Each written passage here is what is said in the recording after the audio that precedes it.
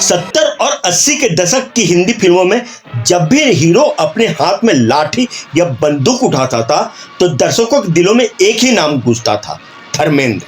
उनकी आंखों में क्रोध, शरीर में ताकत और आवाज में बिजली थी। वो न केवल प्रेमी थे और ना ही सिर्फ देशभक्त, वो थे एक्शन के बादशाह। वो दौर था जब एक्शन का मतलब था घूंसे, बंदूक और आग के गोले, और उस दौर का सबसे बड़ा नाम था धर्मेंद्र। एक ऐसा हीरो जिसने बिना बॉडी डबल के ट्रक से छलांग लगाई, ट्रेन पर दौड़ा और डाकुओं की पूरी फौज से अकेले टकरा गया। आज की इस वीडियो में हम जानेंगे धर्मेंद्र की 10 दमदार एक्शन फिल्मों की कहानी। फिल्में जो न केवल बॉक्स ऑफिस पर छाई बल्कि हिंदी सिनेमा में एक्शन की परिभाषा ही बदल कर रख दी। तो इस लिस्ट की जो पहली फिल्म है उस फिल्म का नाम है शोले, जो कि साल 1975 में रिलीज हुई थी। इस फिल्म में रामगढ़ के वीरों को कौन भूल सकता है। शोले सिर्फ धर्मेंद्र की सबसे बड़ी हिट नहीं थी, बल्कि एक ऐसी फिल्म थी जहां कॉमिक टाइमिंग, रोमांस और जबरदस्त एक्शन तीनों का बैलेंस उन्होंने दिखाया था।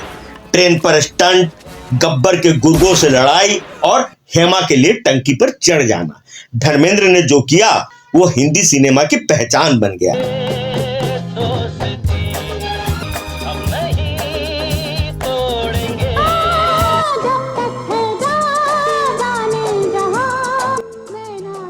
एक सिनेमाई ट्रीट और एक कल्ट क्लासिक। इस लिस्ट की जो दूसरी फिल्म है उस फिल्म का नाम है हुकूमत, जो कि साल 1987 में रिलीज हुई थी। ये वो साल था जब 52 साल की उम्र में धर्मेंद्र ने साल की सबसे बड़ी हिट फिल्म दी थी। वो इस फिल्म में इंस्पेक्टर अर्जुन सिंह बने थे, ईमानदारी, गुस्से और न्याय की चलती फिरती मूर्ति। जब वो विलन गढ़ के अड्डे पर अकेले घुसते हैं तो उनका कोट हवा में लहराता है, आंखें अंगारे बरसाती है और फिर वो क्लासिक पंचलाइन, मैं कानून से नहीं अपने बाप के खून से जवाब दूंगा। तब पूरे देश में सिंगल स्क्रीन थिएटर्स धर्मेंद्र की हुकूमत से थर्रा उठ रहे थे। इस लिस्ट की जो तीसरी फिल्म है उस फिल्म का नाम है गुलामी, जो कि साल 1985 में रिलीज हुई थी। धर्मेंद्र की 80 की सबसे क्रांतिकारी भूमिका पूछे तो जवाब है गुलामी। जेपी दत्ता के निर्देशन में बनी इस फिल्म में धर्मेंद्र ने एक किसान के बेटे का किरदार निभाया है, जो गांव के जमींदारों के अन्याय और शोषण के खिलाफ आवाज उठाते हैं। तो वह पर्दे पर एक किसान नहीं बल्कि क्रांति की जीती जागती मूर्ति दिखते हैं।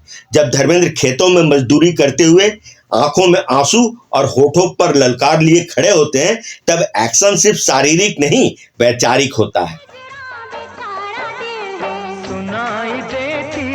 इस फिल्म का ये गाना इतना बेहतरीन बन पड़ा था कि इसे अगर आप आज भी सुनो तो दिलों को सुकून देता है। इस लिस्ट की जो चौथी फिल्म है उस फिल्म का नाम है बंटवारा, जो कि साल 1989 में रिलीज हुई थी। जैसे जैसे 80 का दशक खत्म हो रहा था, धर्मेंद्र की फिल्में और भी जमीनी होती जा रही थी।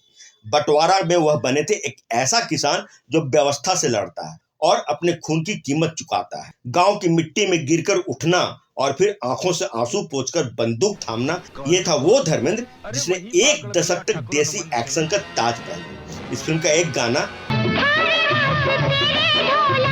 और आज भी कहीं न कहीं बजता हुआ सुनाई दे जाता है। इस लिस्ट की जो पांचवी फिल्म है उस फिल्म का नाम है राजपूत, जो कि साल 1982 में रिलीज हुई थी। इस फिल्म में धर्मेंद्र बने थे मनु प्रताप सिंह, एक ऐसा इंसान जो अपने प्रेम को खोकर भी वफादारी का मिसाल बन जाता है। यहाँ धर्मेंद्र का गुस्सा दबा हुआ है, पर जब फूटता है तो पर्दे पर आग लग जाती है। जमींदारी व्यवस्था, पितृसत्ता और छल की दुनिया के खिलाफ उसकी तलवार सिर्फ बाहरी नहीं अंदरूनी युद्ध की कहानी कहती है। एक एक्शन सीन जिसमें वो अकेले 10 गुंडों से भिड़ते हैं, हथियार नहीं हाथों से। उसकी देसी मर्दानगी की गूंज आज भी कानों में बजती है। कहानियां सुनाती है, पवन आती जाती है। इस गाने में धर्मेंद्र का दर्द साफ झलकता है। इस लिस्ट की जो छठी फिल्म है उस फिल्म का नाम है द बर्निंग ट्रेन, जो कि साल 1980 में आई थी। इस मल्टी स्टारर फिल्म में धर्मेंद्र बने थे एक ऐसा इंजीनियर जिसकी बनाई सुपर फास्ट ट्रेन जब आग की लपटों में घिरती है तो वही बन जाता है रक्षक, वही बन जाता है योद्धा। धर्मेंद्र का किरदार यहाँ सिर्फ एक्शन नहीं करता बल्कि वो जिंदगी बचाता है, साहस की नई परिभाषा गढ़ता है। एक सीन में जब वो जलती ट्रेन की छत पर चढ़कर बच्चों को निकालते हैं, सिनेमा हॉल में बैठे दर्शकों ने तब सीटियां नहीं बजाई थी बल्कि सांसें रोक ली थी। अब बात करते हैं 7वें नंबर की फिल्म की। उस फिल्म का नाम है धर्मवीर, जो कि साल 1977 में रिलीज हुई थी। यह एक ऐसे राजकुमार की कहानी थी जो तलवार लेकर अन्याय के खिलाफ लड़ता है। धर्मेंद्र के शानदार कॉस्ट्यूम, तलवारबाजी, स्टंट्स और जितेंद्र के साथ केमिस्ट्री सबने इसे मास इंटरटेनर बना दिया था। हाथी पर चढ़कर युद्ध करना और तलवारों की चमक इस फिल्म ने धर्मेंद्र की शान थी। अब 8वें नंबर पर वो फिल्म है जिस फिल्म में धर्मेंद्र एक खुफिया एजेंट बनकर ड्रग माफिया से टकराते हैं। उस हाई ऑक्टेन थ्रिलर फिल्म का नाम है चरस, जो कि साल 1976 में रिलीज हुई थी। इस फिल्म में hand to hand fights, globe trotting style और मॉडर्न एक्शन धर्मेंद्र की विविधता का परिचय देती है। जमीन से लेकर समुद्र तक पीछा करने वाले एक्शन सीक्वेंस आज भी काफी रोमांचक लगते हैं। और 9वें नंबर पर जो फिल्म है उस फिल्म का नाम है प्रतिज्ञा, जो कि साल 1975 में रिलीज। गांव के गांव आधारित एक्शन की मिसाल है ये फिल्म।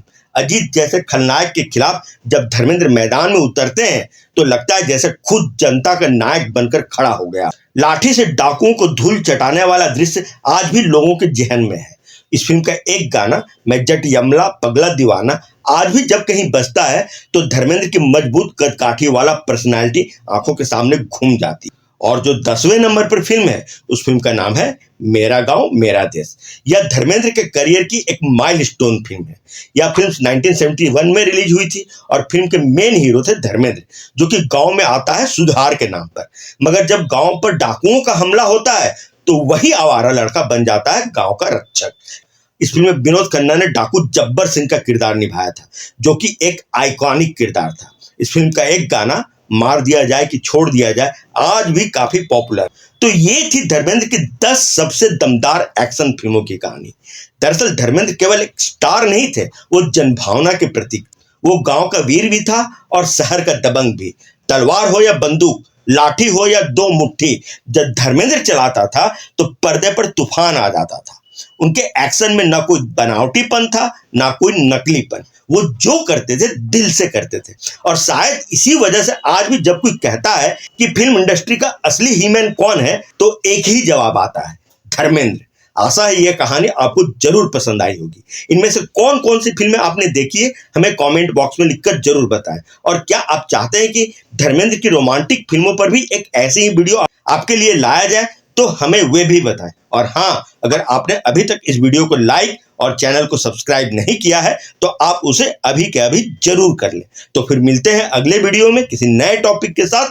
तब तक के लिए आपके दोस्त और होस्ट आकाश वर्मा को इजाजत दीजिए। नमस्कार। आप देख रहे हैं एनकेडी अड्डा, दिल से प्रेमी।